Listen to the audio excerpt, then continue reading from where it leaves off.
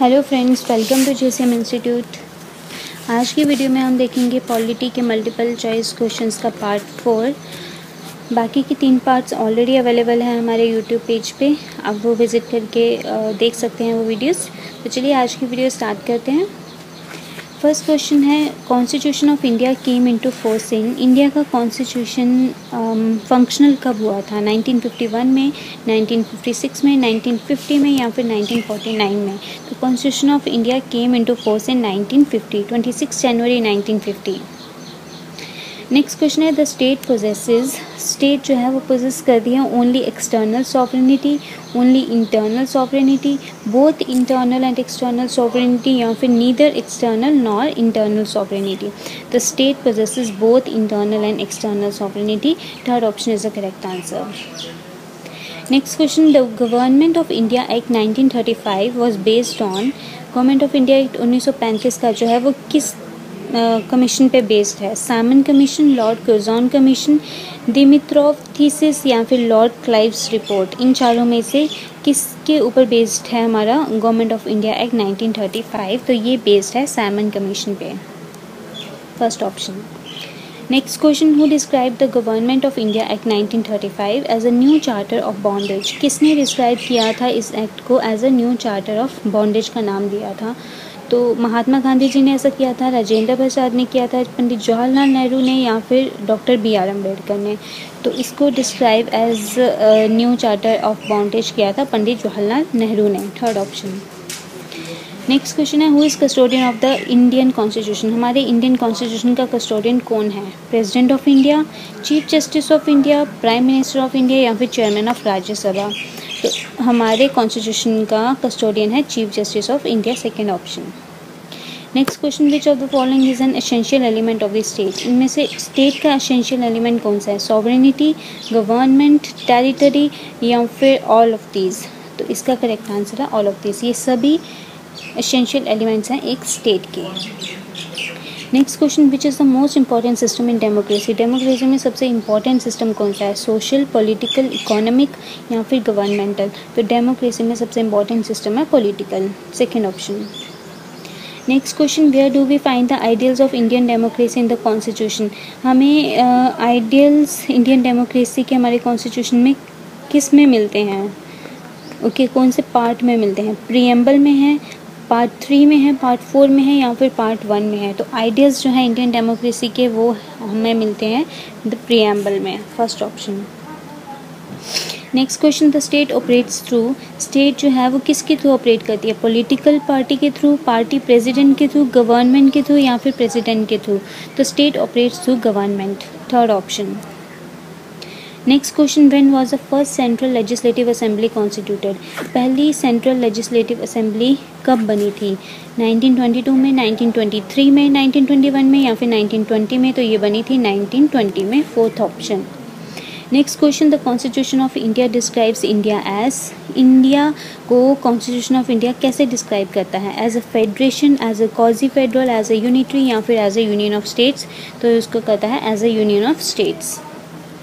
Next question, the concept of rule of law is a special feature of constitutional system of. Rule of law का जो special feature है हमारे constitution का, ये किस country का कॉन्सेप्ट है? ब्रिटेन का, यूएसए का, फ्रांस का या फिर स्विट्ज़रलैंड का? तो रूल ऑफ लॉ कॉन्सेप्ट है ब्रिटेन का। Next question, the method of amending the constitution by popular veto is found in. ये जो मेथड मतलब हमारी अमेंडमेंट्स होती हैं कॉन्स्टिट्यूशन में, इसका जो मेथड है बाय पॉपुलर वेटो, ये किस कंट्री के कॉन्स्टिट्यूशन में पाया गया है? किससे लिया गया है ये? ब्रिटेन, स्विट्ज़रलैंड, रशिया या फिर इंडिया? तो ये method of amending the constitution by popular veto लिया गया है स्विट्ज़रलैंड से। Next question, which of the following is the inalienable attribute of the parliamentary system of government. कौन सा एट्रीब्यूट है जिसे हम अलग नहीं कर सकते हैं अपने पार्लियामेंट्री सिस्टम ऑफ गवर्नमेंट से? Flexibility of the constitution, fusion of executive and legislature, judicial supremacy या फिर पार्लियामेंट्री सॉवरेनिटी? तो correct answer is second option, fusion of executive and legislature. Next question, grass roots democracy is related to. Grass roots जो democracy है वो किससे related है? Devaluation of powers, decentralization of powers, panchayati raj system या फिर all of the above. So grass root जो democracy है मतलब पूरे जड़ों तक जाना, तो this is related to all of these, all of the above. Next question, the phrase equality before law used in article 14 of Indian constitution has been borrowed from.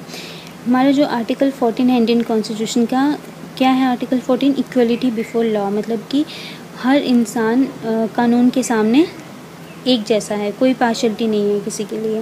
Okay तो ये जो इक्वलिटी बिफोर लॉ का concept है, ये किस country से लिया गया है? यूएसए से, जर्मनी से, ब्रिटेन से या फिर ग्रीस से? तो इक्वलिटी बिफोर लॉ का कॉन्सेप्ट लिया गया है ब्रिटेन से, third option. Next question, democratic socialism aims at. Democratic socialism किस चीज़ पे फोकस करता है? Bringing about socialism through peaceful means, bringing about socialism through violent and peaceful means, bringing about socialism through violent means या फिर bringing about socialism through democratic means? The correct answer is democratic socialism aims at bringing about socialism through democratic means, fourth option. Next question, which one of the following judgment stated that secularism and federalism are the basic features of Indian Constitution? इनमें से कौन सा case है? Kesavananda Bharati case, SR Bommai case, Indira Sawhney case, Minerva Mills case, ये इन चारों में से ऐसा कौन सा केस है जिसकी जजमेंट में ये बोला गया कि सेकुलरिज्म और फेडरलिज्म जो है वो बेसिक फीचर्स हैं हमारे इंडियन कॉन्स्टिट्यूशन के? तो ऐसा हुआ था एसआर बोमाई केस में, second option. Next question, universal adult franchise shows that India is a country which is. Universal adult franchise show करती है कि इंडिया जो हमारा कंट्री है वो सेकुलर है, सोशलिस्ट है, डेमोक्रेटिक है या फिर सॉवरेन है।